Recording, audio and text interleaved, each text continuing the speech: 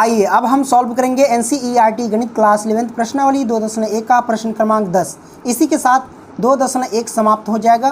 तो चलिए सॉल्व करते हैं क्वेश्चन नंबर 10। क्वेश्चन नंबर 10 कहता है कि कार्तीय गुणन A क्रॉस A में 9 अव्यय हैं जिनमें -1, 0 तथा 0,1 भी है। समुच्चय A ज्ञात कीजिए तथा A क्रॉस A के शेष अव्यय भी ज्ञात कीजिए। कहने का मतलब समुच्चय A ज्ञात करना है और A क्रॉस A के शेष अव्यय जितने भी सारे अव्यय हैं वो भी ज्ञात करना है। जैसे कि A क्रॉस A के 2 अव्यय दिए गए हैं और बाकी जितने 7 अव्यय बचेंगे ना और वो हमें ज्ञात करना है। ठीक है, क्योंकि A क्रॉस A में 9 अव्यय कह रहा है, इसलिए मैंने बोला कि 2 तो दिया गया है यहाँ 2 अव्यय, तो 7 अव्यय और ज्ञात करना होगा। कोई दिक्कत नहीं, बड़ा सिंपल है।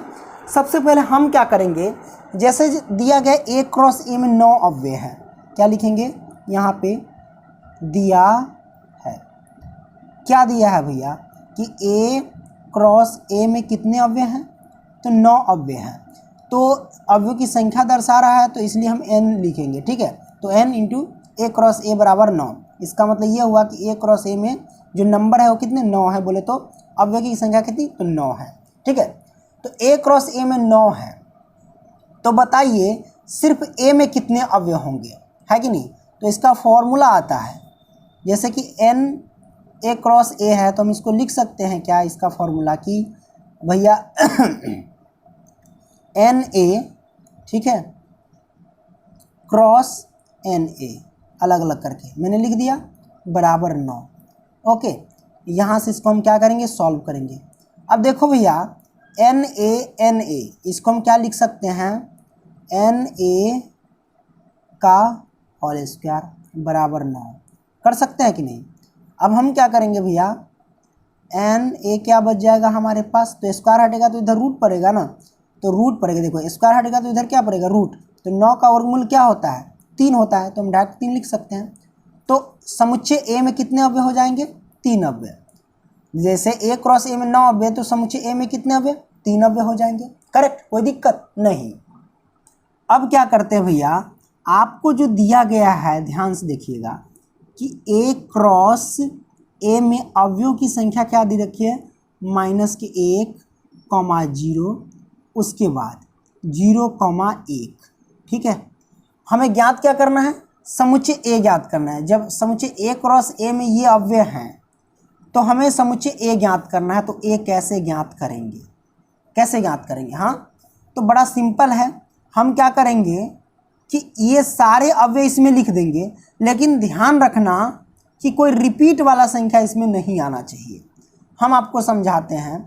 जैसे मान लिया जाए कि आपको अगर दे देता A क्रॉस B और संख्या दे देता यही कि -1,0 और वही 0,1 और कहता कि समुच्चय A ज्ञात कीजिए, तो आप क्या करते, कैसे ज्ञात करते।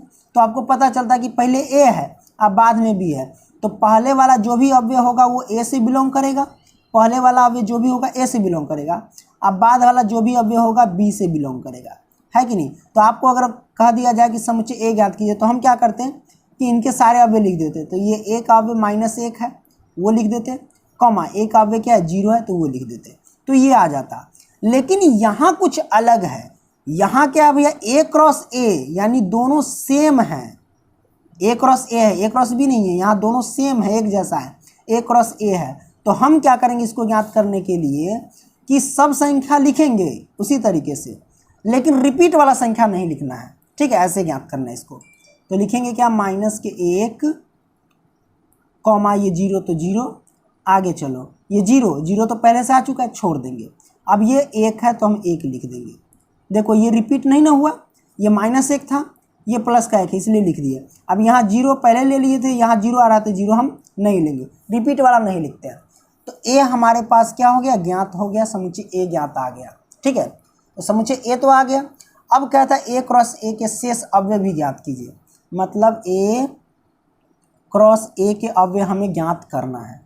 कोई दिक्कत नहीं, हम ज्ञात कर लेंगे। कैसे ज्ञात करेंगे, पहले हम क्या करते हैं, जैसे A क्रॉस A है तो A हमारे पास ये है -1,0,1 है, करेक्ट, हमने लिख दिया। फिर क्रॉस है तो क्रॉस, अब फिर A है तो यही इसी को लिख देंगे 2 बार। तो माइनस के 1,0,1 है।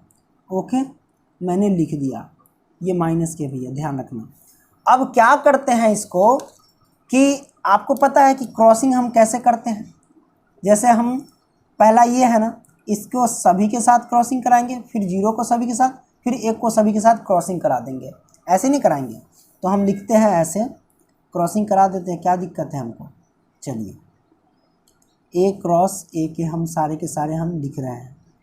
ओके, चलो -1 को -1 के साथ लिखेंगे, -1, ये हो गया। फिर -1 को 0 के साथ लिखेंगे, -1, इसके साथ भी होगा। फिर -1 को 1 के साथ लिखेंगे, तो -1, हो गया। करेक्ट। अब 0 को इन सभी के साथ लिखेंगे, तो लिखते हैं 0, -1 लिख देते हैं। ओके, तो मैंने लिख दिया। अब लिखेंगे 0, 0, मैंने लिख दिया। अब 0 को 1 के साथ लिखे, तो 0, 1 मैंने लिख दिया। करेक्ट। अब क्या करेंगे, 1 को इन सभी के साथ लिखेंगे, तो 1, -1 ये लिख दिया। फिर 1, 0 ये लिख दिया। फिर 1, ये हमने लिख दिया। ठीक है, तो ये सारे के सारे हमारे पास अव्यय आ गए। गिनती करके देखो 9 अव्यय है कि नहीं। जैसे कि 1, 2, 3, 3, 6 और 3, 9 अव्यय आ गए, है कि नहीं। A क्रॉस A में कहता था ना कि A क्रॉस A में 9 अव्यय, और शेष हमें ज्ञात करना था, तो सारे के सारे हमने ज्ञात कर लिए।